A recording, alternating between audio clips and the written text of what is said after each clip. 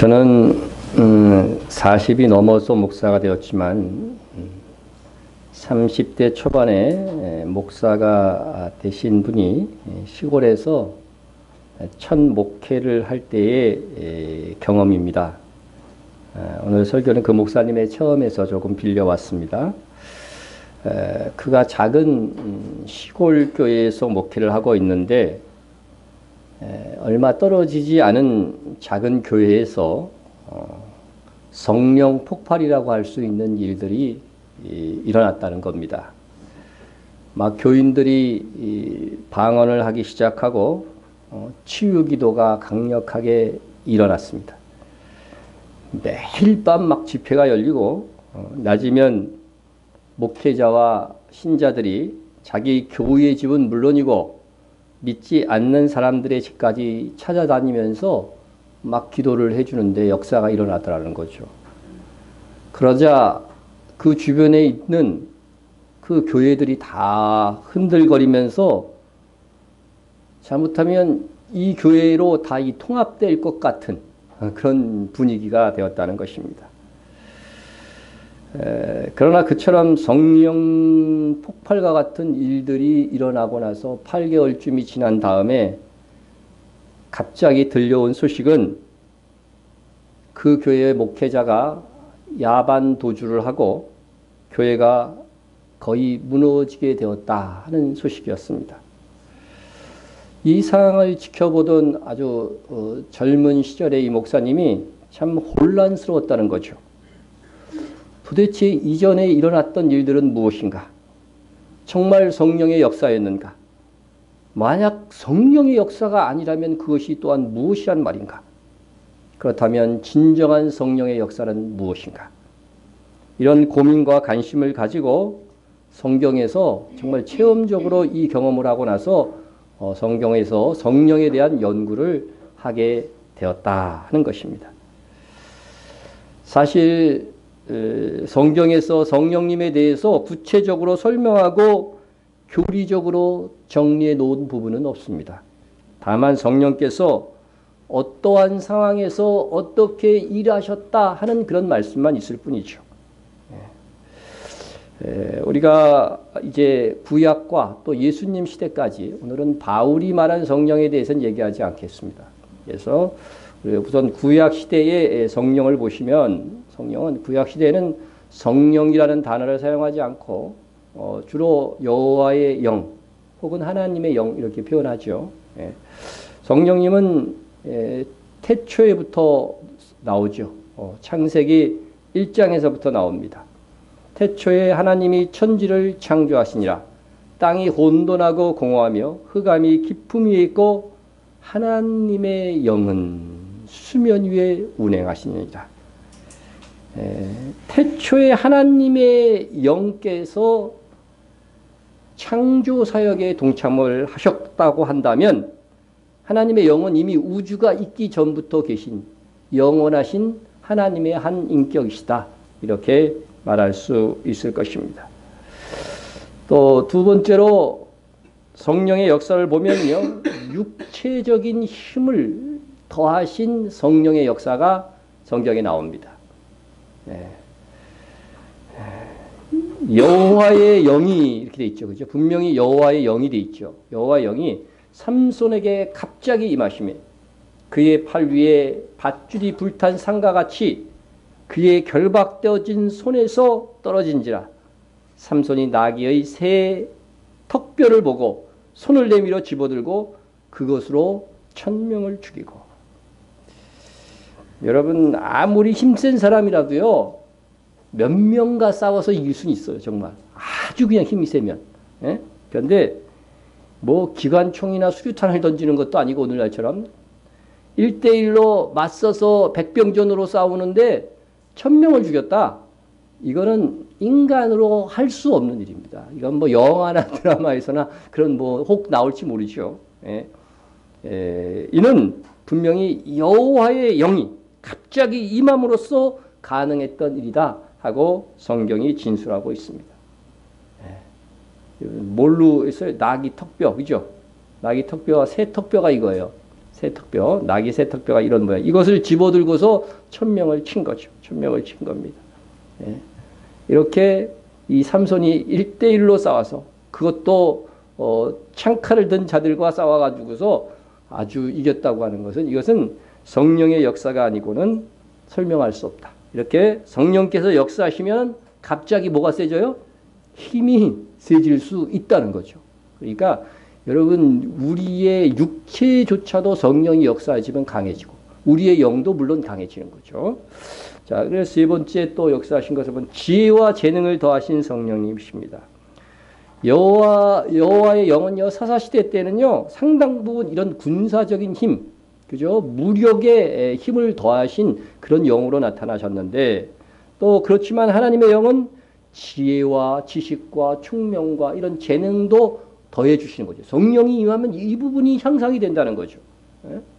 내가 부사례를 지명하여 부르고 하나님의 영을 그에게 충만하게 하여 지혜와 총명과 지식과 여러 가지 재주로 정교한 일을 연구하여 금과 은과 노수로 만들게 하며 보석을 깎아 물리되 여러 가지 기술로 나무를 새겨 만들게 하리라 했습니다. 여러분 이렇게 하나님의 영이 더하여져서 그에게 뭐요? 지혜, 총명, 지식 그리고 재주까지 놀라운 이 기술력까지 향상되게 만들겠다 하신 것입니다. 그러나 여기서 중요한 것은 그가 이러한 하나님의 영으로 감동되어도 스스로 뭐 해야 돼요? 연구해야 되는 거예요. 연구하고 자기도 만드는 이 열심과 재능을 가질 때에 이 성령의 역사가 더욱더 충만하게 나타난다. 이렇게 볼 수 있습니다. 그리고 네 번째, 지도자에게 권능과 권위를 부어주신 성령이십니다. 여러분, 하나님께서 지도자를 세우시고 또 그 지도자에게 능력을 주시고 이런 일들을 하나님께서 성령을 통하여서 하셨다 하는 것입니다. 여호와께서 구름 가운데 강림하사 모세에게 말씀하시고 그에게 임한 영을 이미 모세는 성령이 임하셨어요. 그에게 임한 영을 70장로에게도 임하게 하사. 그러니까 모세의 일이 너무 과중하다는 거예요. 너무 힘들다는 거예요. 하나님의 영이 임해도 그 많은 백성들을 다 통치하고 다스리는 너무 힘드니까 70장로를 세워서 그들로 분담하게 하기 위해서 지도자를 세웠는데 그들이 그냥 지도자가 될 수 없는 거예요. 그냥 사람이 세운다고 지도자가 되는 게 아니에요. 이 영적인 세계는. 그래서 그들이 바로 70장로들에게 하나님의 영을 부어주셔서 그들로 하여금 지도자의 권위를 부어주시고 지도자가 이때는 제일 중요한 것이 재판의 능력이었어요. 재판의 능력. 그래서 재판할 수 있는 지혜와 총명도 함께 부어주셨던 것입니다. 또 다섯 번째로는 구약 성경에서 하나님의 말씀을 드러나게 하신 성령이십니다. 그래서 하나님의 말씀이 임할 때에 여호와의 영이 역사하는 것을 보게 됩니다. 여호와의 영이 내게 임하여 이르시되 에스겔서에 나와 있는 말씀입니다. 그래서 성령께서는 선지자에게 말씀을 주어서 예언하게 하는 일들을 하셨고 또 다윗이 기록한 그 시편도 그냥 기록한 것이 아니에요. 하나님의 말씀을 성령에 의한 감동을 받아서 기록한 것이다 하는 것이 이건 신약 성경의 진술로 확인이 됐죠. 다윗이 성령에 감동되어 친히 말하되 주께서 내 주께 이르시되 내가 내 원수를 내 발 아래 둘 때까지 내 우편에 앉았으라 하셨더라 하였느니라. 그러니까 이 기록한 이 시편이 그냥 기록한 것이 아니라 성령에 감동되어 기록한 것. 그러니까 하나님의 말씀을 드러나게 하시는 이 역할을 성령께서 하셨다 하는 것입니다. 이렇게 보면 구약 성경에서 성령께서는 역사하시면 힘이 세지고 지혜가 출중해지고 재능이 더해지고 다스리는 권위와 또 현재와 미래의 예언을 하는 다양한 능력들이 주어지곤 했습니다. 이러보건대 성령께서 역사하실 때에 이러한 일이 일어난다. 이건 열거하는 것이 옳지 않습니다. 어떤 한계가 없어요. 하나님의 뜻을 이루기 위해서는 이 성령이 역사하시면 어떤 일들도 가능하게 하신다고 하시는 것입니다. 그러므로 여러분 우리가 정말로 하나님의 뜻을 이루고 살고 싶다면 나를 통해서 뜻이 하늘에서 이루어진 것 같이 하늘에서 세운 계획은 이미 이루어진 거예요. 하늘에서 이루어진 것 같이 땅에서도 이루어지게 하기 위해서는 그런 복된 삶을 살기 위해서는 가장 중요한 것이 성령 충만해야 한다는 것입니다. 그러려면 여러분에게 정말 하나님의 뜻을 이루며 살고자 하는 열정과 의지가 있어야 돼요. 의지가 있어요. 그럴 때 하나님의 영이 충만하게 임해서 나를 통하여서 하나님의 뜻이 이루어지는 것입니다. 우리가 이 세상 살면서 가장 크고 놀라운 일을 하는 거, 주님 오실 때 가장 칭찬받을 만한 일들을 하는 것은요, 내가 무슨 계획을 세워서 하는 것이 아니라 성령의 감화 감동 속에서 하나님께서 내 안에서 일으키신 소원을 잘 분별하고 그 일에 얼마나 헌신했느냐. 똑같은 교회의 일을 한다 할지라도 하나님께 내게 맡기신 일이 아니면은요, 그것은요, 하나님이 일을 했다고 상이 있는 거 아니에요. 그래서 각 사람마다 성령께서 그 마음속에 일으키시는 소원들이 있어요. 다른 사람은 갖지 않는데 나에게는 이러한 소원이 항상 일어나는 사람이 있어요. 다른 사람에게는 없는데 나에게는 이런 영적 부담들이 일어나. 그것은 하나님께서 내게 맡겨진 소명이라고 하는 거죠. 그런데 내 생각과 내 판단이 가득 채워져 있으면요, 이런 소원들이 드러나지 않는 거예요. 분별이 안 되는 겁니다. 왜 그런지 그것은 이제 계속 말씀을 통해서 살펴보도록 하겠습니다.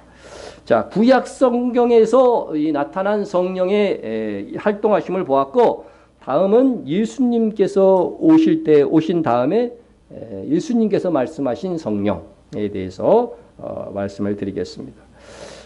첫째, 예수님께서는 성령으로 임신되셨어요. 그 어머니가 임신하신 것이죠. 예수 그리스도의 나심은 이러하니라. 그의 어머니 마리아가 요셉과 약혼하고 동거하기 전에 성령으로 잉태된 것이 나타났더니. 그렇죠? 약혼은 했지만 동거는 안 했어요. 그런데 아이가 생긴 거죠. 이것을 성령으로 잉태된 것이다. 이렇게 성경은 진술하고 있습니다. 또 예수님은 이제 공생애를 시작하실 때, 이제 본격적으로 세상에 나와서 복음을 선포하시고 말씀을 드러내려고 하시기 직전에 성령 세례를 받죠. 그래서 공생애를 시작하실 때 성령께서 임하십니다. 예수께서 세례를 받으시고 곧 물에서 올라오실새 하늘이 열리고 하나님의 성령이 비둘기같이 내려 자기 위에 임하심을 보시더니 했습니다. 그래서 공생애를 시작하실 때 성령이 임하셨습니다. 그리고 그뿐만 아니라 성령으로 사역하셨어요. 그분의 사역들은 성령을 힘입어 사역하신 거죠. 예수께서 성령의 능력으로 갈릴리에 돌아가시니 그 소문이 사방에 퍼졌고, 그래서 갈릴리에서 성령의 사역들을 하시니까 그 소문이 사방으로 퍼졌습니다. 주의 성령이 내게 임하셨으니 이는 가난한 자에게 복음을 전하게 하시려고 내게 기름을 부으시고 나를 보내사 포로된 자에게 자유를, 눈먼 자에게 다시 보게 함을 전파하며 눌린 자를 자유롭게 하고 주의 은혜의 해를 전파하게 하려 하심이라. 여러분, 복음을 전하고 약한 자들을 고치시고 이런 것들이 어떻게 가능했느냐? 주의 성령이 내게 임하였으니 이 일이 가능했다고 주께서 말씀해 주신 것입니다. 이처럼 예수님은 성령의 임하심을 통해서 탄생, 출생과 그리스도의 사역까지도 다 감당하게 되시는 것을 보게 되는 것입니다. 또 제자들이 성령으로 사역하도록 가르치셨어요. 성령으로 어떻게 일할 수 있는지 그것에 대해서 이미 말씀으로 지도를 하신 것이죠. 제자들을 파송하시면서 이렇게 말씀하셨습니다. 너희를 넘겨줄 때에 어떻게 또는 무엇을 말할까 염려하지 말라.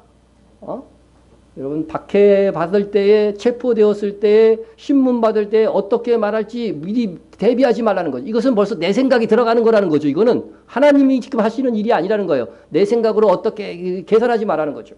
그때 너희에게 할 말을 주시니 말하는 이는 너희가 아니라 너희 속에서 말씀하시는 이 곧 너희 아버지의 성령이시니라. 혹 여러분의 일생에 혹 이런 일이 있을지 없을지 모르지만 정말로 이런 일이 다가온다면 이 말씀대로 해야 할 것입니다.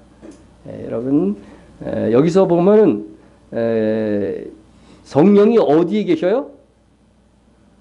너희 속에서, 그죠? 너희 속에서 말씀하시는 일이 있으니까 이런 표현은요, 구약 성경에 안 나와요. 신약 성경 예수님이 오신 이후부터 너희 속에 있는 성령에 대해서 말씀하시는 것입니다. 그래서 구약 성경에는 하나님의 영이 임하여, 여호와의 영이 임하여지만 예수님이 오신 이후로는 성령께서 제자들의 마음 속에 계셔서 말씀하실 것이다. 이런 표현이 나오는 것입니다. 이것은 예레미야와 에스겔 선지자가 예언한 새 언약의 성취예요. 새 언약의 성취가 이제 이 제자들 속에서 먼저 일어난 것이죠. 보세요. 구약 성경에서 새 언약을 예언한 겁니다. 또 내 영을 너희 속에 두어. 그죠? 구약 성경에는 사람 속에 두지 않았어요. 그냥 남편처럼 옆에 와서 어떻게 돼요? 도우셨다고 돼 있어요. 성령께서. 그런데 성령께서 너희 속에 오신다는 거죠. 내 영을 너희 속에 두어 너희로 내 율례를 행하게 하리니. 여러분 구약 시대에는 율법을 지켜서 구원을 얻는 율법을 지키면 어떻게 돼요? 잘 되고 율법의 내용이 뭐예요? 율법을 지키지 않으면 어떻게 된다는 거예요? 저주를 받는 거예요. 그러니까 율법을 안 지키면 구원받을 수 없는 거죠. 율법의 내용이 핵심이 그거란 말이죠. 그런데 예수님의 영이 우리 안에 들어와서 뭐를 지키게 하셔요? 말씀을 지키게 한다는 거예요. 율법을 지키게 한다는 것이죠. 그것은 뭘로 지키게 하는 거예요? 결국은 믿음으로. 그죠? 예수 그리스도의 속죄로 성취하시는 것. 율법의 저주를 예수님이 다 이루셨다고 하는 것을 믿게 만드는 것을 구체적으로 이야기하는 것입니다. 자, 이렇게 이미 구약 시대에 예수님의 초림으로 인해서 성도의 심령 안에 성령께서 거하실 것, 이것까지도 다 이루어지셨는데 이 우리 안에 있는 성령을 통하여서 하나님의 사역을 해야 된다. 이것을 예수님께서 제자들에게 또 오늘의 우리들에게 가르쳐 주신 것입니다. 그러니까 여러분 가장 중요한 것은 뭐예요? 무엇을 말할까 염려하지 말라 그랬잖아요. 그것처럼 우리가 내 생각으로 자꾸 어떻게 판단하고 그렇게 하지 말라는 거예요. 그죠? 시마다 때마다 정말 내 속에 계신 성령을 의탁해서 정말 하나님의 말씀이 무엇이라고 말씀하시는지를 의탁하면서 사역을 할 때에 여러분들이 무슨 결정과 선택을 할 때에 온전한 선택이 될 수 있을 것이다. 이렇게 말씀해 주신 것입니다. 또 예수님은 성령 없이 구원받을 수 없다. 이렇게 가르쳐 주셨습니다. 예수께서 대답하시되 진실로 진실로 내게 이르노니. 예수님께서 보통 중요한 부분은 항상 진실로를 붙이죠. 근데 아주 중요하면 몇 번 붙여요? 반복해요. 진실로 진실로. 진실로 3번 한 적 있을까요? 없어요. 2번이 최고예요. 그러니까 이 가장 중요한 걸 말씀하실 때 예수님께서 진실로 진실로 얘기합니다. 사람이 물과 성령으로 나지 아니하면 하나님의 나라에 들어갈 수 없느니라. 그래서 여기서 물은 뭐예요? 성령의 상징이에요. 상징. 그렇기 때문에 사실은 성령으로 거듭나지 아니하면 하나님의 나라에 들어갈 수 없다고 말씀하신 것입니다. 그러므로 예수님을 믿는 신자는 누구나 성령으로 난 사람이에요. 성령으로 거듭난 사람들이다 하는 것입니다. 이는 우리가 예수님을 믿을 수 있었던 것은 성령께서 주신 감동이 있었기 때문에 가능한 일이라고 하는 것이죠. 똑같이 복음을 전했는데 여러분은 믿는데 이걸 거부하고 안 믿는 사람도 엄청 많아요. 그런 사람이 훨씬 더 많잖아요. 이 차이는 어디서 오느냐? 여러분에게는 뭐가 있었어요? 성령의 감동하신 은혜의 역사가 있었기 때문에 믿을 수 있었다고 하는 것입니다. 이상 보면 예수님께서 성령으로 임신되셨다고 합니다. 그같이 성도도 성령으로 태어나는 거예요. 성령. 우리도 물과 성령으로 나지 아니하면 했잖아요. 그죠? 예수님도 그죠? 다만 예수님은 육신도 어떻게 돼요? 성령으로 나셨죠. 근데 우리는요, 일단 몸이 나요. 그죠? 몸이 몸이 출생합니다. 첫 번째 출생. 그런데 두 번째는 뭐예요? 반드시 성령으로만 날 수 있는 거예요. 성령이 우리 안에 오지 않으면요, 절대로 날 수가 없어요. 이 성령으로 거듭난다는 것은 뭐예요? 바로 예수 그리스도를 믿을 수 없다는 거죠. 그래서 성령이 우리 안에 오신 은혜를 통하여서 우리가 거듭 태어나게 되었다. 다시 난 일이다. 물론 이것은 영적인 일입니다. 그러나 나중에는 우리의 육신적인 부활을 통하여서 완전히 영과 몸이 다 구원받는 역사에 이르게 될 것이다 하는 것입니다. 그래서 우리가 성령에 의해서 지금은 우리의 영이 거듭났지만 주님 다시 오실 때는 완성될 것입니다. 우리의 육체조차도 거듭 태어나서 영원히 죽지 않는 그런 몸이 될 것이다 하는 것입니다. 그러나 이런 것은 우리가 지금 당장에 이 구원받았다 이 일은요, 영적인 일이기 때문에 성령께서 내 안에 계신지 감지되지 않을 수 있어요. 여러분 혼적인 일들은 우리가 이제 정신이니까 판단이 되잖아요. 그러나 영이라고 하는 것들은요, 우리에게 감지되지 않을 수 있다는 거죠. 성령께서 내 안에 오셨는데 오신 거야, 안 오신 거야, 이게 느껴지지 않을 수 있다는 것이죠. 예. 그래서 여러분 중에는 내 안에 성령께서 계신지 아닌지 모르겠다고 의아해 하실 수 있습니다. 이에 주님이 이미 말씀해 주셨습니다. 바람이 임의로 불매 내가 그 소리는 들어도 어디서 와서 어디로 가는지 알지 못하나니, 이렇게 말씀해 주셨습니다. 바람의 소리만 듣고는, 이 소리만 듣고는 바람이 어디서 와서 어디로 가는지는 모릅니다. 그러나 여기서 바람의 소리가 의미하는 바는 뭐냐면요, 우리가 지금 뭐를 믿고 있어요? 예수님을 믿고 있죠. 예수님, 이게 우리가 알 수 있는 건 그거잖아요. 지금 내가 예수님을 믿고 있다는 거. 이 예수님이 바람의 소리에 의미하는 거예요. 바람의 소리처럼, 바람의 소리는 분명히 우리가 느낄 수 있는 것이죠. 우리가 예수님을 지금 믿고 있다고 한다면 그것은 바로 우리 안에 누가 오셨다는 거예요. 어디신지 모르겠지만, 언젠지는 모르겠지만 내 안에 성령께서 오셔서 나를 어떻게 해요? 구원하셨다고 하는 증거라고 하는 말씀인 것입니다. 그래서 여러분들, 성령께서 내게 정말 오셔서 내 안에 계신지 알 수 없을지라도, 언제 오셨는지 어디로부터 오는지 알 수 없을지라도 분명한 것은 하나님의 구원의 은총이 내게 임한 거예요. 그것을 뭘로 확증하느냐? 내가 바람의 소리를 들을 수 있는 것처럼 내가 지금 예수 그리스도를 믿는 믿음이 확실하게 있다고 한다면 여러분들 안에 누가 계신 것이다? 성령께서 계신 것이다 하는 것입니다. 그래서 이것을 정말 알고 기뻐해야 됩니다. 기뻐해야 됩니다. 자, 여섯 번째는 예수님께서는 성령님을 다른 보혜사다. 예수님도 보혜사였었는데 다른 보혜사다, 이렇게 별칭을 지어 주셨습니다. 내가 아버지께 구하겠으니 내가 또 다른 보혜사를 너희에게 주사 영원토록 너희와 함께하리니. 구약시대처럼 이게 잠시 왔다 가시는 분이 아니라 이제는 영원토록 너희와 함께 있게 하시리니 그는 진리의 영이라. 너희는 그를 아나니 그는 너희와 함께 거하시며 또 너희 속에 계시겠음이니라. 이렇게 분명히 우리 안에 계실 것을 말씀해 주셨습니다. 세상은 보혜사의 이름으로 오실 성령에 대해서 보지도 알지도 못할 것입니다. 실제 그렇습니다. 세상 사람들에게 성령에 대해서 말하면 그게 무슨 미친 소리냐, 이런 반응을 보입니다.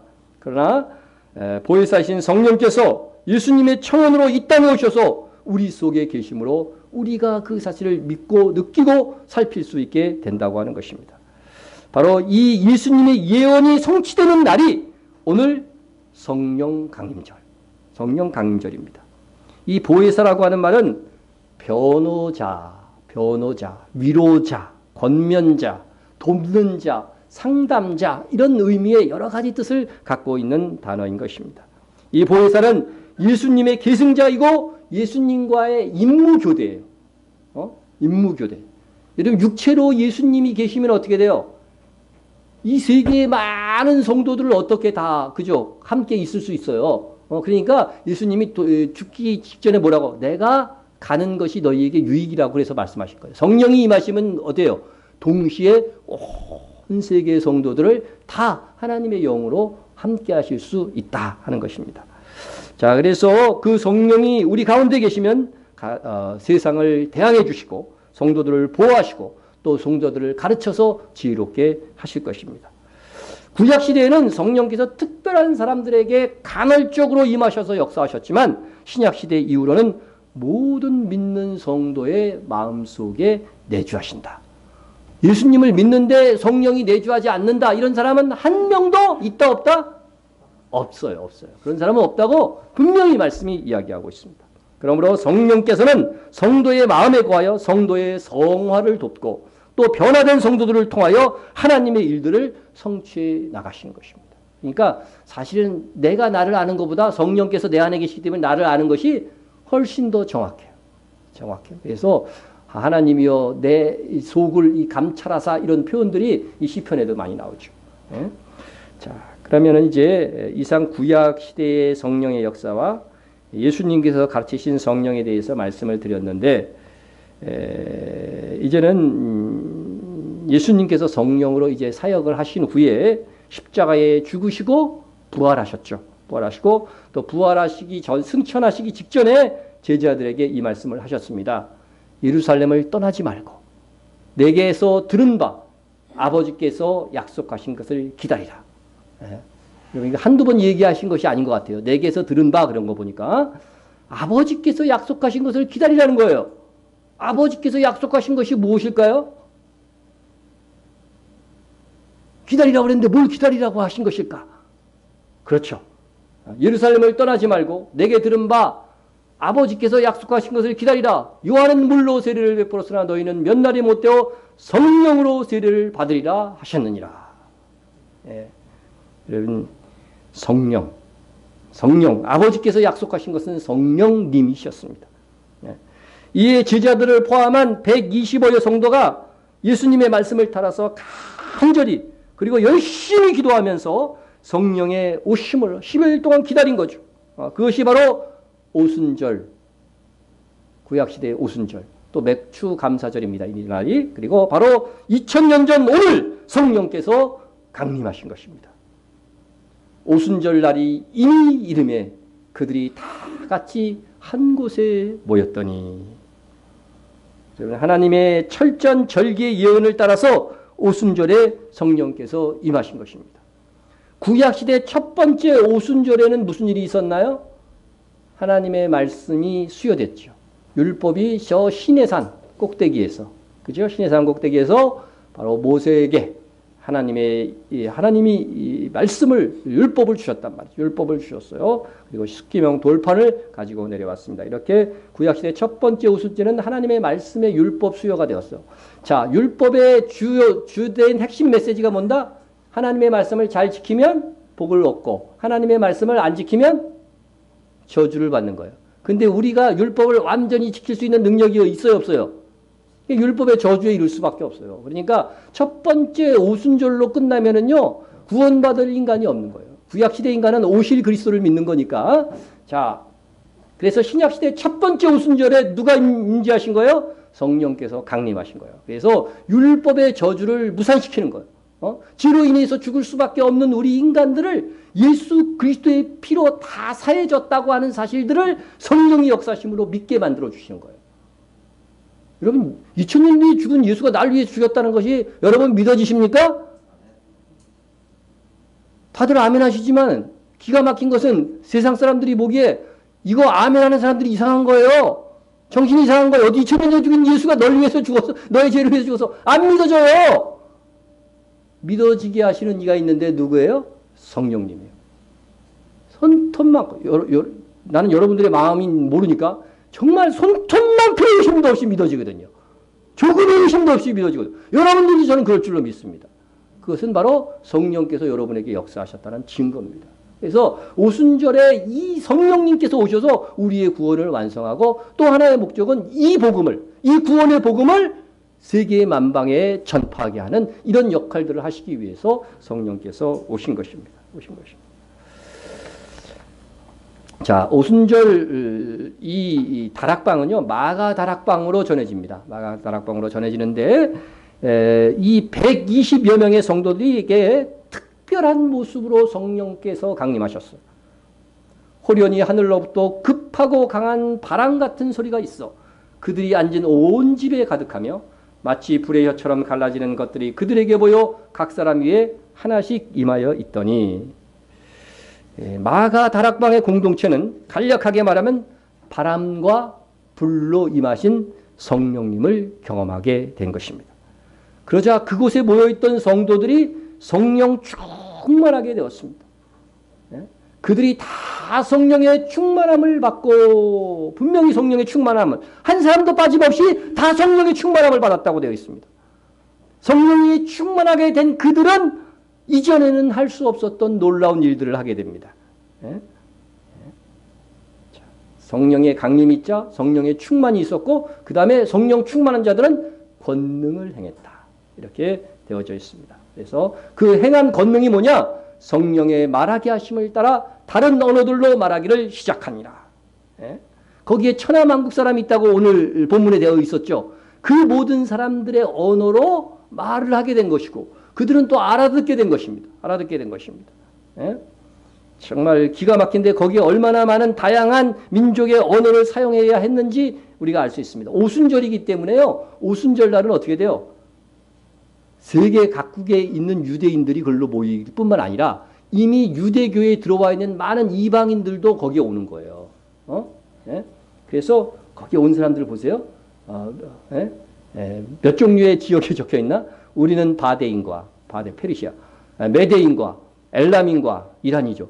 또 메소포타미아, 유대와 갑바도기냐, 본도와 아시아, 부르기아와 밤빌라, 애국과 및 구레네에 가까운 리비아, 여러 지방에 사는 사람들과 로마로부터 온 나그네, 이미 로마에서부터도 왔어요. 곧 유대인만 있었던 게 아니라 유대교에 들어온 사람들과, 그러니까 유대교에 들어온 이방인들도 꽤 있었다는 거죠. 그레데인과 아라비아인들이라 우리가 다 우리의 각 언어로 하나님의 큰 일을 말함을 듣는도다 하고. 그러면 선교사들이 가장 어려운 일들이 뭐니? 현지의 언어를 모를 때 가장 고통스럽잖아요. 그런데 그냥 자기 말로 하는데 그게 막 입에서 어떻게 나와요? 외국 방언으로 막 나간 거예요. 듣는 사람들이 다 알아듣은 것이죠. 말하는 이들도 놀랐을 것이고 듣는 이들도 참으로 놀랐을 것입니다. 이러한 역사는 무엇으로만 가능하다? 성령의 역사로만 가능한 것입니다. 그래서 우리는 성령 충만하여서 성령의 말하게 하심을 따라 다른 언어로 말했다는 이 사실을 중시하는데만 또 하나의 중요한 것은 뭐냐면요. 이때에 성령의 말하게 하심을 따라 말했다고 하는 것은 그 내용이 뭐냐 하는 거죠. 그 내용이. 그 내용이 뭐예요? 그것이 바로 예수님의 십자가와 부활의 복음이었다고 하는 것입니다. 그래서 여러분 우리가 하나님의 성령의 역사로 무슨 능력을 체험할 때 이렇게 하나님의 일, 하나님의 역사가 이루어지는, 복음 전파가 이루어지는 역사가 핵심이라고 하는 사실들을 우리는 기억해야 되는 것입니다. 그래서 성령에 충만하여 그들은 복음을 증거하는 자가 되었습니다. 그들은 얼마 전까지만 해도 누가 크냐고 싸우던 제자들이었습니다. 그런데 이제는 성령이 충만하자 다툼이 없어지고 하나가 되어져서 오직 뭐를 전해요? 복음 전하는 일에 힘을 썼다고 하는 사실입니다. 그러니까 누구 싸우면은 성령 충만하지 않은 거예요, 사실. 그렇죠? 집에서 싸우고 오신 분들은 회개할지어다. 두 번째, 그리고 그리스도인의 특별한 삶의 방식을 통해서 살기 시작했어요. 복음을 전하는 사역에 집중할 뿐만 아니라 그들의 개인적인 삶들이 막 변하기 시작한 거죠. 보십시다. 믿는 사람들이 다 함께 있어 모든 물건을 서로 통용하고 또 재산과 소유를 팔아 각 사람의 필요를 따라 나눠주며 날마다 마음을 같이하여 성전에 모이기를 힘쓰고 집에서 떡을 떼며. 공산주의는 모든 물건을 서로 통용하고 재산과 소유를 팔아 각 사람의 필요를 따라 나눠주며 이런 것만 받아들인 거죠. 그러나 우리가 날마다 마음을 같이하여 성전에 모이기를 집에서 떡을 떼며 이렇게 아름다운 하나님의 공동체, 물욕이 사라진 공동체, 그죠? 서로 이 교제와 나눔이 있는 그러한 공동체로 그들이 변했다고 하는 사실입니다. 그래서 여러분 이렇게 성령 충만한 성도들은 첫째는 복음 증거하는 데 그치지 않고 그들의 삶의 개인적인 삶들이 변화되었다 하는 거. 여러분 이처럼 성령의 내주하심, 성령께서는 믿는 자들에겐 다 내주하셔요. 그런데 나는 성령이 있는데 왜 이렇게 놀라운 권능이 안 나타날까? 이렇게 얘기하실 수 있는데 이것은 뭐예요? 성령이 뭐 해야 되는 거예요? 충만해야 되는 거죠. 성령의 내주를 넘어서 성령이 충만한 성도는 반드시 삶의 변화되는 지경까지 이른다고 하는 것입니다. 그래서 진정한 권능은 삶의 변화예요. 그렇죠? 자, 그러면 이제 오늘의 사실은 핵심은 성령께서 왜 오순절에 바람과 불로서 임하셨는가 하는 것입니다. 왜 바람과 불로서 임하셨는가? 흔히 성령 하면 불같은 성령을 떠오릅니다. 그죠? 우리나라 사람들은 화끈한 거 좋아해갖고, 우리 찬송가에도 보면 불길 같은 주성령, 그죠? 성령 찬송하면 그걸 잘 불러요. 그런데 오늘 성령의 강림하심을 통해서는 불이 먼저 나와요? 바람이 먼저 나와요? 바람이 먼저 나오잖아요. 그죠? 바람이 먼저 나옵니다. 바람 같은 성령도 불 같은 성령 못지않게 중요하다고 하는 의미일 것입니다. 그런데 성령의 강림하심을 설명하는 과정에서 간단히 성령은 바람과 불이다. 이렇게 기록하지 않고 아주 섬세한 표현을 사용했어요. 이렇게 섬세한 표현을 사용하여서 성령의 강림을 표현한 것은 분명한 이유가 있다고 하는 것입니다. 바람 같은 성령 2절 봅니다.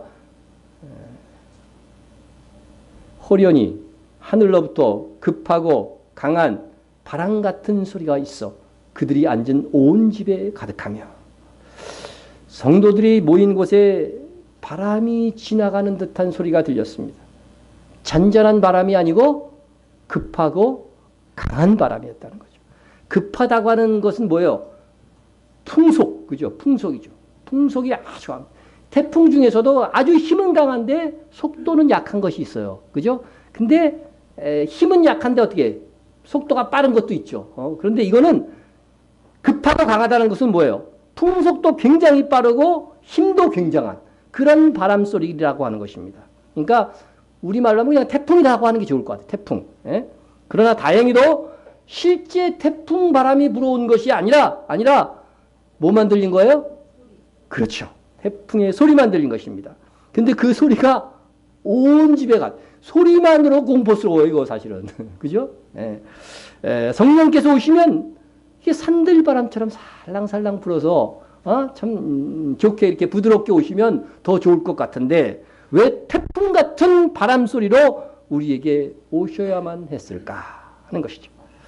또 한편 성령께서는 불러오셨습니다. 불러오신 것은 3절에 나오죠.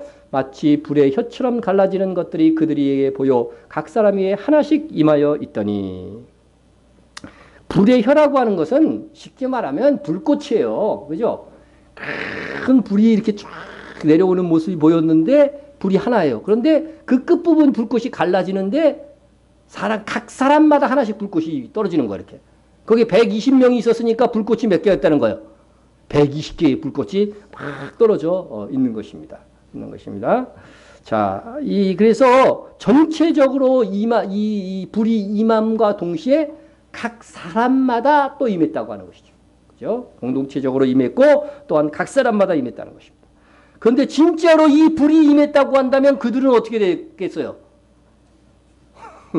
다 죽었습니다. 성령의 역사는 하고. 그런데 어떤 분이 성령의 성령이 충만하게 임해갖고 막 너무 뜨거워서 떼굴떼굴 굴렀다. 그런 얘기 많이 들어봤죠. 진짜가 뭔지 모르겠지만 뭐 가능할 수 있다고 저는 생각은 해요. 생각은 하는데 오순절 성령 강림절에 내린 이 불은요 실제 뜨거운 불이 아니에요. 현상이에요, 현상. 그죠? 모양만 그런 거예요, 모양만 불이었다는 거죠. 그래서 불의 혀처럼 나타났다 하는 것입니다. 그래서 성령 강림절에 나타난 현상은 분명 태풍처럼 밀어닥치는 태풍이 아니고 바람의 소리였고 진짜 불이 아니고 불꽃들처럼 보이는 그런 현상이었다고 하는 것이요. 그래서 여기서 처럼이라고 하는 단어가 굉장히 중요해요. 그죠? 그래서 태풍이 아니고 태풍 소리며 불꽃이 아니고 불꽃 모양. 그것이다 하는 것입니다. 그래서 성령께서 태풍 소리와 불꽃의 형상으로 강림하신 데에는 성령께서 태풍이라거나 뜨거운 불이라는 것이 아니라 태풍과 불꽃이 뭐예요? 보여주고자 하는 메시지가 있다는 거예요. 상징이기 때문에 이거는 메시지가 있는 거죠. 그래서 우선 강하고 급한 바람, 그죠? 강하고 강한 바람이 주는 메시지가 뭔가부터 살펴봅니다. 여러분, 이 강하고 급한 태풍이죠. 태풍이 매일같이 분다면 어떻게 될까요? 큰일 납니다. 큰일 납니다. 여러분, 급하고 강한 바람은 지나가는 거예요. 그죠? 지나가는 겁니다. 어디론가부터 와서 내가 살고 있는 현장을 스쳐서 지나가는 거죠. 예수님께서도 이 바람에 대해서 말씀하실 때에는 어디서 와서 어디로 가는 이 방향성에 대해 염두를 두고 말씀하셨어요. 이미 다룬 말씀이지만 바람이 임의로 불매 내가 그 소리는 들어도 어디서 와서 어디로 가는지 알지 못하나니. 그러니까 바람을 의미할 때 어디서 와서 어디로 가는지 이 방향성에 대해서 예수님께서 말씀하시고 있는 것입니다. 그래서 급하고 강한 바람은 방향성을 말하고 있다. 이미 예수님께서는 성령이 오시면은요 이 성령님께서 어떤 방향 감각을 가지고 움직이실 것을 말씀해 주셨어요. 보십시다. 우리가 너무나도 잘 아는 말씀. 오직 성령이 너희에게 임하시면 너희가 권능을 받고 예루살렘과 온 유대와 사마리아 땅끝까지 이르러 내 증인이 되리라 하시니라. 먼저 예루살렘에 부흥이 일어날 겁니다. 사도행전에 보면 실제로 그렇죠. 예루살렘에 부흥이 일어날 거예요. 그 다음은 어디예요? 유다에 부흥이 일어날 거라는 거죠. 그 다음이 어디예요? 여러분 사도행전을 읽어보면은요, 정말로 요 순서대로 이게 부흥이 일어나요. 그래서 사마리아에 이르고, 그 다음에 안디옥, 소아시아, 그리스, 그리고 로마까지. 사도행전은 로마까지 복음이 들어가는 것까지 기록되어져 있습니다. 그런데 그 후 로마에서 또 어떻게 전해졌어요? 유럽 전역으로 복음이 전해지고, 미국으로 와서, 남미를 적시고, 그리고 아시아로 왔습니다. 우리나라에 도착했습니다. 예? 예? 지금도 성령께서는 어디론가 이끌고 가고 계셔요. 방향성을 갖고 이끌고 가셔요. 지금은 아프리카에 크게 역사하고 계신다고 하십니다. 예? 그리고 최종 목적지는 어디예요? 땅끝. 그죠? 땅끝. 예루살렘에서 시작한 이 복음이 이렇게 방향성을 가지고 흘러갈 것을 이미 말씀하신, 이것이 바람이 주고자 하는 메시지의 의미라고 하는 것입니다. 그래서 땅끝은 이스라엘. 이스라엘 중에서도 어디? 예루살렘. 그러니까요, 이스라엘에서도요, 예루살렘이 예수님을 제일 늦게 믿을 것 같아요. 예수님이 살아계실 때, 이 땅에 있을 때도 그랬어요, 안 그랬어요? 그때도 그랬어요. 갈릴리 주변이 다 이미 예수님에 의해 가지고서 많이 복음이 전파된 다음에 아주 예루살렘은 끝까지 버텼거든요. 자, 예루살렘에서 출발한 복음은 온 세상에 전파되고 예루살렘에 다시 도착해야 합니다. 그것이 땅끝입니다. 이것은 성경 여러 군데에서 증거하는 바입니다. 성령께서는 그때까지 쉬지 않습니다. 예수님께서 말씀하셨습니다. 이 천국 복음이 모든 민족에게 증언되기 위하여 온 세상에 전파되리니 그제야 끝이 오리라. 온 민족 모든 열방들에게 복음이 전파될 것입니다. 다 믿진 않을지라도 전파는 다 될 것입니다. 이제 거의 그러한 지경에 이르렀습니다. 성령께서는 그때까지 쉬지 않으십니다. 성령님의 최종 목표는 그럼 어디냐? 다시 말씀드립니다. 이 둘로 여기서 말하는 이 말씀에서 이 둘은 유대인과 이방인이에요. 예? 이 둘로 자기 안에서 한 세 사람을 지어 화평하게 하시고 원수된 것을 십자가로 소멸하시고 우리 유대인과 이방인이 한 성령 안에서 아버지께 나아감을 얻게 하려 하십니다. 여러분, 성령님께서요, 이 복음의 방향성을 가지고 쭉 가는데 최종의 목적지는 뭐예요? 유대인과 이방인이 함께 한 하나님께 나가는 거예요. 하나님께 나가는 겁니다. 여기서 보면은 뭐라고 돼 있어요? 십자가로, 원수된 것을 십자가로 소멸하시고 이렇게 되어 있죠. 예? 유대인과 이방인이 진짜 지금 원수되어져 있습니까? 원수되어 있잖아요. 원수되어져 있어요. 유대인들은 이방인을 개처럼 여기고, 이방인들은 유대인들이, 우리 기독교인조차도 그들이 예수 그리스도를 십자가에 못 박혀 죽였다고 해서 막 미워하고서 유럽의 역사를 보면요, 엄청나게 유대인들을 그 이유 때문에 죽였거든요. 그러니까 완전히 원수 상태예요, 원수 상태. 아주 기독교인이라고 하면은요, 유대인들이 지금 치를 떨어요. 원수된 것을 그런데 뭐로 소멸하여? 십자가로 소멸한다는 건 뭐예요? 예수님을 믿는다는 거 아니에요, 그죠? 지금 유대인들은 대체로 예수님을 안 믿잖아요. 근데 그들도 이제 예수 그리스도를 믿게 돼야 되는 거죠. 그러면 이 예언은요, 누가 성취해야 돼요? 먼저 믿음을 가진 우리가 성취해야 되는 거예요. 그래서 최종 땅끝은요, 유대인들에게 복음을 전하는 사역이에요. 그래서 우리가 이 일에 지금 힘을 쓰고 있는 것입니다. 예? 그래서 우리가 이 성령님의 방향성을 정확하게 안다고 한다면 우리의 기도와 우리의 선교도 성령이 이끄시는 방향으로 전진할 수 있는 거죠. 그래서 성령님은 그냥 움직이신 것이 아니라 바람처럼 어떻게 돼요? 방향성을 가지고 지금까지 움직여왔다. 이제 최종 목적지가 어디다? 아프리카에 좀 남아있고 어디다? 이스라엘이라는 거죠. 그 중에서 마지막은 예루살렘인 거죠. 예루살렘. 우리가 또 지원하는 세우는 교회는 아직은 예루살렘이 아니에요. 예루살렘 주위에 있는 네타냐, 리슈네지온이에요. 이제는 나중에는 예루살렘까지도 이제 들어가야죠. 그러니까 예루살렘이 지금 마지막이었어. 예수님도 마지막이 예루살렘이었어. 예? 그렇다면 불의 혀처럼 이제 이 바람, 급하고 강한 바람은 성령의 방향성, 다시 말해서 성령의 인도하심을 의미하는 것이라면 이제 불의 혀처럼 갈라지는 현상은 성령님께서 어떤 불의 혀가 주는 메시지는 어떤 메시지일까 하는 것이죠. 우선 불은 정지하고 있는 현상입니다. 불의 혀처럼 임한 성령은 성령 충만과 관련이 있어요. 성령 충만과. 자, 보십시다. 마치 불의 혀처럼 갈라지는 것들이 그들에게 보여 각 사람 위에 하나씩 임하여 있더니 그들이 다 성령의 충만함을 받고, 그죠? 불 같은 성령이 임하니까 어떻게 돼요? 성령의 충만함을 받고, 그 다음에 세 번째, 성령의 권능을 행하는 것입니다. 성령의 말하게 하심을 따라 다른 언어들로 말하기를 시작하니라 했습니다. 이렇게 불의 혀가 각 사람에 임하자 성령 충만을 받고, 그 다음에 다른 언어, 성령의 권능을 행하게 된 것이죠. 그래서 불의 혀처럼 임한 성령은 교회의 능력이고 교회의 생명력인 것입니다. 다시 한번 사도행전 1장 8절을 보면 오직 성령이 너희에게 임하시면 너희가 권능을 받고 예루살렘과 온 유대와 사마리아와 땅끝까지 이르러 내 증인이 되리라. 이 말씀을 통해서 우리는 성령이 어떤 방향성을 가지고 움직이실 것이라고 하는 것, 그죠? 복음을 전파하는 방향성을 가지고 움직이실 것이라는 것을 우리가 이미 배웠습니다. 하지만 그 성령의 방향성을 알고 그 선교의 사기에 동참하기 위해서는 먼저 어떤 일이 있어야 되냐면 너희가 뭘 받아야 돼요? 권능을 받고가 있어야 돼요. 권능을 받고. 예? 예. 불꽃이 상징하는 바가 바로 이것이라고 하는 것입니다. 예? 그래서 성령 충만한 자들에게는 권능이 임합니다. 권능이 임해요. 이 성령의 권능을 받은 자는 성령의 바람을 따라가면서 복음을 전하게 될 것입니다. 예? 다른 것이 권능이 아닙니다. 성령이 없는 교회는 그래서 죽은 교회나 마찬가지입니다. 또 성령께서 계시되 충만하지 않는 교회는 아직 침체된 교회입니다. 성령이 충만하지 않으면 하나님이 원하시는 일을 아무것도 할 수가 없습니다. 성령에 이끌리지 않으면 교회는 주님이 원하시는 방향으로 절대 움직일 수가 없습니다.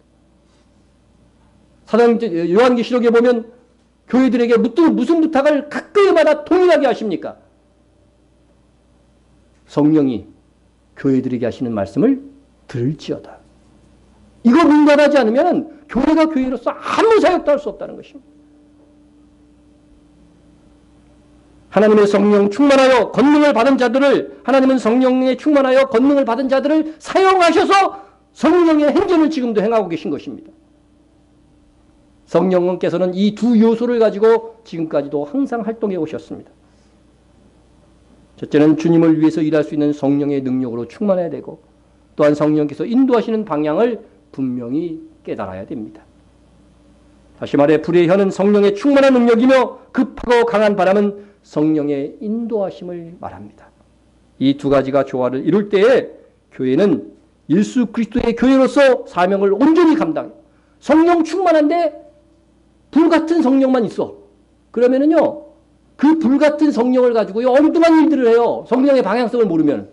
근데 성령의 방향은 알아. 이것이 올바른 것은 알아. 근데 성령은 충만해 갖고 막 하지 못하면요, 그 힘이 없어.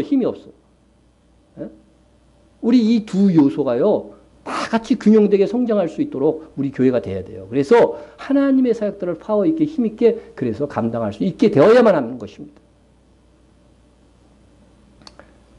그런데 한 가지 성령 충만한 것이 무엇인가? 이는 성령께서 어떤 사람이나 공동체를 완전히 지배하는 상태를 말하는 것입니다.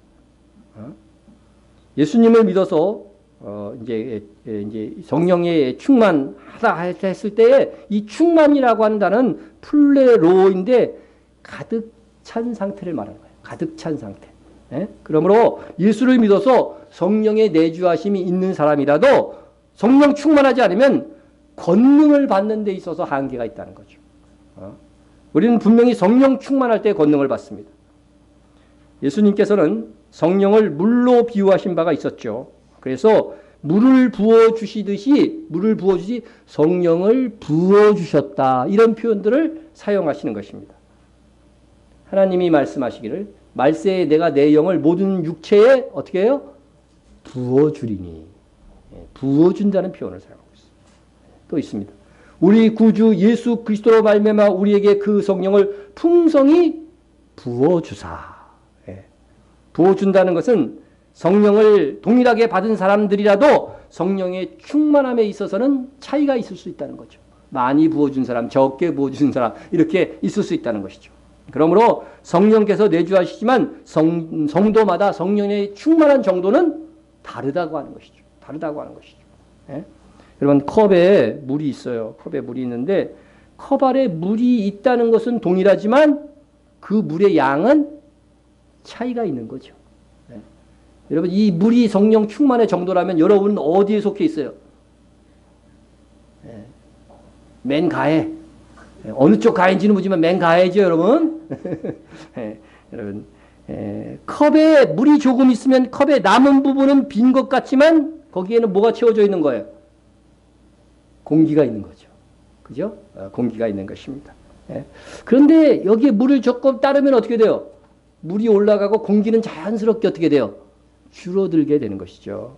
이와 같은 이치로 성령께서 내 안에 충만할수록 내 생각, 내 의지, 내 욕망, 내 고집, 내 마음에서 그런 것들이 줄어들고 성령의 역사하심이 더하여지는 것입니다. 예. 자, 요 컵이 마음이라고 생각해요. 내 마음이야. 마음이고 이 위에 공기는 뭐예요? 나의 자아, 뭐 육체의 소욕 그런 거죠. 근데 밑에는 성령님, 예. 그 성령의 소욕, 이제 성령의 소원 뭐 이렇게 표현할 수 있겠죠. 이렇게 표현할 수 있습니다. 자, 이렇게 우리가 성령의 내주하심에 그러므로 만족하지 말고요. 성령 충만으로 권능 있게 일하기 위해서는요. 자기를 부인하고 자기를 거룩하게 가꾸며 비우는 그것이 매우 중요하다고 하는 것입니다. 그래서 여러분 이 성령의 우리의 마음속에 있는 이 성령의 충만함의 정도는요. 다운될 수도 있고 업될 수도 있다는 거예요. 업될 수도 있다는 것입니다. 그래서 여러분 성령의 내주는 하나님의 일방적인 역사예요. 예수를 믿으면 성령께를 우리 안에 부어주셔갖고요. 어떤 역할을 해요? 우리가 이 믿음을 변개하지 않는 것까지 지켜주시는 거예요. 그래서 영원한 하나님의 자녀가 되게 하신 거예요. 그래서 한 번 예수를 믿으면요. 이 성령의 역사로 말미암아 그 마음속에 믿음이 지켜지는 거예요. 그래서 한 번 진실로 예수 그리스도를 영접한 사람들은 그 구원이 확보가 되는 거죠. 그게 성령의 내주의 이유거든요. 하지만 이 성령 내주하신 성령께서 충만하게 역사하시기 위해서는요. 우리의 사모함과 기도함과 거룩함에 따라서 이 성령의 충만의 정도는 어떻게 돼요? 증감될 수 있는 거라는 거죠. 이것이 중요한 것입니다. 그래서 오늘 마가 다락방에 있던 120 정도는 다 성령 충만함을 받았어요. 기가 막히죠? 왜 그래요? 이 사람들은 예루살렘을 떠나지 말고 어떻게 돼요? 예수님께서 뭐라고 그랬어요? 아버지의 약속하신 그 성령을 기다리라는 그 말씀에 순종해서 전혀 기도에 힘쓰면서 말이죠. 간절히 기도에 힘쓰면서 성령을 강림을 기다리고 사모하고 있었기 때문에 다 성령의 충만에 이른 거예요. 네? 그리고 권능까지 받은 것입니다. 그러므로 우리가 진정 하나님께 집중하고 예수님의 다시 오심을 사모하고 우리 자신을 청결하게 단정하고 하나님의 말씀에 따라 행하려는 의지가 매우 중요합니다. 네? 그러할 때 성령께서 보다 충만하게 역사하시는 것입니다. 성령께서 부어주시는 생각이 나의 생각이 되고 성령께서 인도하시는 방향이 내 인생의 발걸음이 되고 그랬을 때 우리가 권능자가 됩니다. 여러분 권능이란 물론 이적적인 능력일 수도 있습니다. 그러나 이 권능은 전부 다 복음 전파와 더불어 나타난 사역이었어요. 우리 개인적인 어떤 일들이 아닌 거죠. 네? 그러나 사도행전에 나타난 권능은 이렇게 잘 보시면은요, 순결을 불사하고 복음을 전하는 이에 담대한 것이었습니다. 굶주리고 매를 맞고 방해와 위협과 죽음까지도 두려워하지 않고 성령의 인도를 따라서 복음을 전한 자들을 가리켜 권능을 받은 자가 하였던 것입니다. 또한 성령의 권능은 매우 인격적인 것입니다. 그래서 겸허하게 성령의 인도를 자기의 것으로 받아들입니다. 여러분 성령이 가장 충만한 사람은 성령의 열매를 많이 맺겠죠? 그렇죠? 성령의 열매가 뭐예요? 사랑과 희락과 화평과 오래 참음이 쭉 있잖아요. 성령의 9가지 열매. 여러분 성령이 충만하면은 가장 개인적으로 이렇게 풍성한 개인적인 신앙 인격을 갖는 거예요. 다른 게 아니에요. 그래서 그것을 우리가 열매를 보고 그 나무를 아는 것처럼 말이죠. 우리가 정말 성령에 충만한 것은 그것을 통해서 아는 거죠. 그래서 여러분 이 성령의 인도하심을 인격이 변하고 성령의 인도하심을 잘 분별할 수 있는 것, 그것을 우리가 성령 충만한 사람이다 이렇게 말할 수 있는 것이죠. 그래서 여러분 사도행전을 보면요, 바울도 자기가 복음을 전하러 가는데 일반적으로 자기 생각으로 가는 거죠. 그러나 성령께서 이거 아니다 싶을 때는 어떻게 돼요? 다른 지역으로 인도하시는 거죠. 인도하시는 거. 그때마다 성령의 인도하심을 탁 분별하고서 선교지를 옮기는 거죠. 말씀을 통해서 봅니다. 무시아 앞에 이르러 비두니아로 가고자 애쓰되, 어디 가서 전도하면 어때요? 바울이 비두니아로 가고자 했는데 예수의 영이 허락하지 아니하는지라. 그러자 무시아를 지나 드로아로 내려갔는데 이렇게 되었죠. 그래서 바울은 이렇게 성령의 인도하심을 받아서 선교 지역까지 선택한 거죠. 왜냐하면 성령께서는 뭐예요? 바람 같은 성령의 의미가 뭐라고 그랬어요? 방향성이라고 그랬잖아요. 성령께서는요, 예루살렘을 시작해서 쭉 해서 유럽을 통하여서 이제 로마 유럽을 통해서 이 미국을 통하여서 이렇게 지금 복음을 서진시켜 갖고 한 바퀴 돌아서 예루살렘으로 올 그런 계획을 갖고 있기 때문에 이 방향성에 대해서 예민한 거예요. 예민한 거죠. 그래서 이것에 대해서 순종했다고 하는 사실을 우리가 볼 수 있습니다. 한국교회는 성령의 역사를 방언이나 치유나 예언 등으로 지나치게 강조해 온 측면이 있습니다. 그 결과 성령의 인격적인 면은 간과한 나머지 성령님을 마치 이기적 욕망을 만족시키는 분으로 오해하는 그런 경우를 많이 나왔다 하는 것입니다. 우리가 더욱 정결해지고 성령의 열매를 맺어가면서 신실한 사람이 되어가며 흔들리지 않는 믿음의 사람이 되고 성령의 지배와 인도하심을 따라 행동하는 것이 진정한 권능이다 하는 것입니다. 그래서 우리 다 같이 불의 혀가 의미하는 바 성령의 충만함을 받고 성령의 권능으로 무장됩시다. 오늘 말씀은 분명히 120 성도들이 성령 충만하여서 성령의 권능을 행했다고 말씀하고 있습니다. 성령의 내주와 성령의 충만은 분명히 다릅니다. 그래서 우리 안에 계신 성령께서 나를 통하여서 충만하게 임하실 수 있도록 나를 내려놓자. 성령께서 나를 인도하실 수 있도록 성령의 인도에 따라가는 우리가 되어야 될 것입니다. 성령의 인도하심은요, 말씀을 따라서 또한 인도하십니다. 말씀을 따라서. 혹 우리가 성령의 인도하심을 잘 모를 때가 있어요. 그럴 때도 하나님의 말씀을 따라가면 성령의 역사하심에 이룰 수 있다는 것이죠. 여러분, 요나 선지자가 하나님께서 어디로 가라고 그랬어요? 니느웨로 가라고 그랬어요. 니느웨로 가서.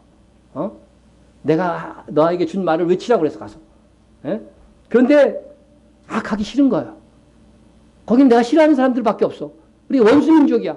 나는 거기 가서 하나님의 말씀을 외치긴 싫어. 그래서 어떻게 돼요? 자기 생각으로 예루살렘을 떠나면 하나님이 없을 줄 알았나 봐. 그래서 이제 막 욥바로 가갖고, 욥바로 갔더니 항구 도시야. 근데 마침 뭐가 있었어요?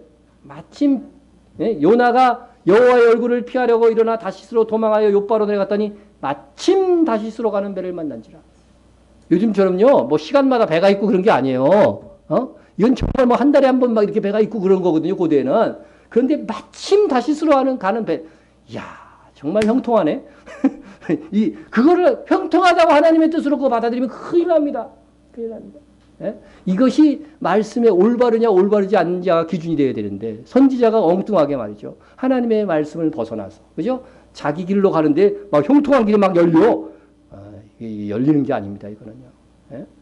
여러분, 우리가 인간적인 형통을 성령의 인도하심이라고 말하면 안 됩니다. 우리가 하나님의 비전을 가지고 이렇게 살아가는 때에도요, 주변에서요, 괜찮은 제안들이 막 올 수가 있어요. 괜찮은 길이 열릴 수가 있어요. 그러나 그때에 조심하여야 하며 하나님의 말씀을 따라서 분별해야 되는 것이죠. 하나님이 주신 소원을 따라 분별해야 됩니다. 그래서 우리가 인간적인 형통을 성령의 인도하심이라고 오판하지 말자 것입니다. 에베소서 6장 7절에 성령의 검, 곧 뭐예요? 하나님의 말씀을 가지라. 그래서 성령께서 사용하시는 것은 하나님의 말씀이지 다른 것이 아닙니다. 그래서 그러므로 하나님의 말씀에서 빗나가는 것은 성령의 일하심이 아니다. 그러므로 때로 우리가 성령의 인도하심을 예민하게 감지하지 못한다 할지라도 말씀 위에 굳건히 서면 성령의 인도하심에 결국 이룰 수 있다고 하는 것입니다. 아무쪼록 오순절 마가다락방에 있는 이 120명의 모든 성도가 하나도 빠짐없이 성령 충만하여 권능을 받고 복음을 증거했던 것처럼 이 마지막 시대에 우리 교회 우리 모든 성도들이 다 성령 충만해서 성령의 권능을 받고 성령께서 제시하신 방향 땅끝까지 복음 전하는 일에 전심전력하는 우리가 됩시다. 통성으로 기도하겠습니다. 성령 충만하게 하옵소서 기도하시고요. 또 충만해서 권능을 주옵소서. 이 권능은 주의 일을 하기 위한 권능입니다. 또 성령의 인도하심을 따라서 살게 하여 주옵소서. 성령의 가장 중요한 사역 복음을 전하는 일에 기쁨으로 동참하게 하옵소서 기도해 주시고 또 이스라엘을 위해서 기도해 주시고 또 네타냐 리스존 레지온 교회 특별히 위해서 기도해 주시고 북한과 박해받는 세계 성도들을 위해서 기도해 주시고 나라를 위해서 기도하시되 특별히 정말 전 국토가 가뭄에 아주 지금 심각합니다. 여러분들 농사를 안 지니까 잘 모를 수 있는데 저는 조금 농사를 짓거든요. 그러니까 가뭄이 심각합니다. 이번 주에 비 예보가 한번 있긴 있어요. 그러니까 이번에 비가 흠뻑 올 수 있도록 기도해 주세요. 하나님 긍휼을 베풀어 주십시오. 이렇게 기도해 주시고요. 우리 교회 부흥을 위해서 또 목회자와 선교사와 성도한 충보를 위해서 함께 기도할 수 있기를 바랍니다. 통성으로 기도합니다. 사랑의 하나님 아버지 감사합니다. 성령 충만하게 하여 주시기를 간절히 빌고 원합니다. 우리의 가장 간절한 소원은 성령 충만한 것입니다. 성령의 권능을 받고 복음을 위하여서 힘있게 능력있게 아름답게 일하는 것입니다. 하나님 함께하여 주시고 역사하여 주시기를 간절히 빌고 원합니다. 또한 우리가 성령의 인도하심에 예민하게 하여 주옵소서. 하나님이 기쁜 것이라도 통달하시는 성령의 인도하심을 따라 살게 하여 주옵소서. 그래야 우리 인생의 아버지 하나님의 낭비하는 시간이 없게 도와주시고 인생을 가장 요긴하고 올바르게 살아갈 수 있는 저희들 다 될 수 있도록 주님께서 함께하여 주시고 우리가 지원하고 있는 네타냐 교회 리스존 레지온 교회 주님께서 함께하여 주시기를 간절히 빌고 원합니다. 아름다운 선교지가 되어지게 도와주시고 저들을 위해 아버지의 손길을 통하여서 하나님의 큰 일이 감당되어질 수 있게 하여 주시옵소서. 북한민 박해받는 세계 성도를 위해서 기도합니다. 하나님 함께하여 주시고 역사하여 주시기를 간절히 빌고 원합니다. 하나님 사랑하여 주시기를 간절히 빌고 합니다. 고통받는 그들 박해 속에서 굳건하게 믿음을 지켜 하나님을 영화롭게 할 수 있는 그들이 되어지게 하여 주시옵소서. 이 나라에 또한 깊은 가뭄이 들었습니다. 하나님 자비를 베풀어 주시옵시고 새로운 대통령이 들어섰는데 그의 통치와 더불어서 아버지 흠뻑 비를 내려주셔서 아버지 하나님의 민심이 흉흉해지지 않도록 주님께서 함께하여 주시옵소서. 또한 교회를 사랑하여 주시고 우리 교회가 마지막 시대에 깨어있는 교회로서 그 사역을 온전히 감당할 수 있도록 주님께서 함께하여 주시고 역사하여 주시기를 간절히 빌고 원합니다. 깨어있는 목회자가 되어지게 하여 주시고 깨어있는 우리가 지원하는 선교사들이 되어져서 있는 현장에서 성령 충만한 사역들 잘 감당할 수 있도록 주님께서 함께하여 주시기를 간절히 빌고 원합니다. 아버지 하나님의 우리 성도들 주님께서 함께하여 주시고 연약한 성도를 강하게 하여 주시옵시고 깨어있게 도와주시고 예배에 살아있게 도와주시고 말씀에 살아있게 도와주시고 진리에 아버지가 살아있는 자들 다 될 수 있도록 주님께서 함께하여 주옵소서.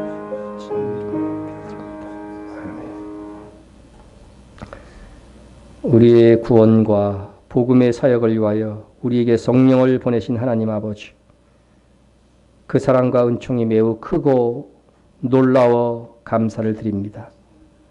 우리 안에 구원의 보증을 위하여 성령께서 계시온데 우리가 성령의 가마대로 거룩하여지기를 원합니다. 또한 성령께서 지시하시고 인도하시는 복음의 사역을 위해 우리 모두가 기쁨으로 참여할 수 있기를 원합니다. 우리 모두가 땅끝까지 복음을 전하는 사역에 기꺼이 진실로 참여하겠습니다. 하오니 우리의 결심 위에 성령 충만으로 감당할 권능을 부어 주옵소서. 예수님의 이름으로 기도드립니다. 아멘.